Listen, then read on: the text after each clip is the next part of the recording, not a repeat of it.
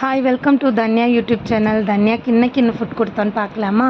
உருளைக்கிழங்கும் தண்டு கீரையும் ப்ளஸ் காராமணி, பச்சை காராமணி இதை போட்டு இது மூணும் போட்டு தான் பாப்பாவுக்கு ஃபுட்டு கொடுக்க போகிறோம். வெங்காயம், பூண்டு, பச்சை மிளகா ஒரு துளி எடுத்திருக்கேன். எப்பயும் போல் சீரகம் கண்டிப்பாக நம்ம ஃபுட்டில் யூஸ் பண்ணுவோம். பூண்டும் கண்டிப்பாக யூஸ் பண்ணுவோம். கடுகு, ஆயில் நெய் யூஸ் பண்ண வேண்டாம். கீரைக்கு என்றைக்குமே நெய் யூஸ் பண்ணாதீங்க. நான் நல்லெண்ணெய் கொடுத்துருக்கேன். நீங்களும் நல்லெண்ணெய் கொடுங்க. ஏன் முழு உருளைக்கிழங்கு நான் தனியாக வேக வச்சு எடுத்து தோல் உரித்து வச்சுருந்தேன். அதுதான் முழு உருளைக்கிழங்கு, அதனால தான் அதை எடுத்து காமிச்சேன். முழு உருளைக்கிழங்கு கையிலே நல்லா மசித்து வச்சுக்கலாம். அப்புறம் கீரை நான் கொஞ்சம் ஒரு கையில் இப்படி அள்ளுற அளவுக்கு தான் கீரை, அள்ளுற அளவுக்கு நம்ம உருளைக்கிழங்கு, காராமணி ஓரளவு எடுத்திருக்கேன். எப்பயும் போல் குக்கர் அடுப்பில் வச்சுட்டு எண்ணெய் ஊற்றிக்கலாம். நான் நல்லெண்ணெய் சொன்னேன் இல்லையா, நல்லெண்ணெயும் கடலெண்ணெயும் மிக்சிங் பண்ணி ஊற்றிக்கலாம். நான் நல்லெண்ணெய் மட்டும் ஊற்றிருக்கேன். நல்லெண்ணெய் ஊற்றின பிறகு கடுகு போட்டுக்கலாம். கடுகு பொரிஞ்சதுக்கப்புறம் நம்ம வெங்காயம், பூண்டு இருக்கு இல்லையா, எப்பயுமே பூண்டு மட்டும் கொடுக்க மறந்துடாதீங்க. பூண்டு கண்டிப்பாக குழந்தைங்களுக்கு சேர்த்துக்கோங்க, வயிறு வலிக்காமல் இருக்கும். வெங்காயம், பூண்டும் பின்ன அந்த பச்சை மிளகா ஒரு துளி போட்டிருந்தேன் பார்த்திங்கன்னா, அந்த பச்சை மிளகாவையும் போட்டுட்டு இந்த எண்ணெயில் நல்லா வணக்கிக்கலாம். கருவேப்பிலை போட்டுருங்க, நான் சொல்ல மறந்துட்டேன். கருவேப்பிலை ஒரு 2 துண்டு போட்டுட்டு இதை நல்லா வணங்கட்டும். சீக்கிரம் வணங்கிடும், ஏன்னா எண்ணெய் நல்லா சூடாக இருக்கிறதுனால சீக்கிரம் வணங்கிடும்.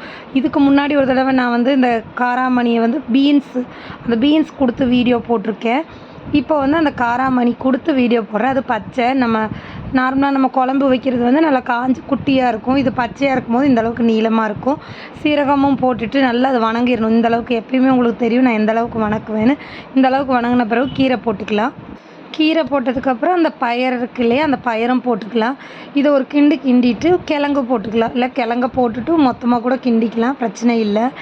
நான் இதுக்கப்புறம் உப்பு கொஞ்சம் போட்டுக்கிறேன். ஏன்னா இது வணங்குறதுக்கு ஆல்ரெடி நம்ம ரைஸில் உப்பு இருக்கும், கஞ்சிலையும் உப்பு இருக்கும். நம்ம இந்த இன்றைக்கி கொஞ்சம் காயும் கீரை கொஞ்சம் சேர்த்தி போடுறதுனால உப்பு போட்டுக்கலாம். உப்பு போட்டு நல்லா கிண்டி விட்டுக்கலாம்.